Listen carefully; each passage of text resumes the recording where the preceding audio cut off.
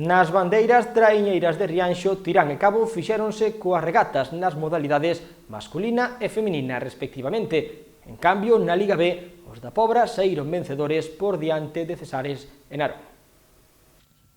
A bandeira de traiñeiras de Rianxo masculina que acollía a 17ª edición foi finalmente para Tirán, que volveu a coliderar a clasificación da competición autonómica. Os rianxeiros tan só puideron facerse cun 7º posto, mentres que os boirenses do Cabo da Cruz foron cuartos, superados por San Bartolomeu e Bueu.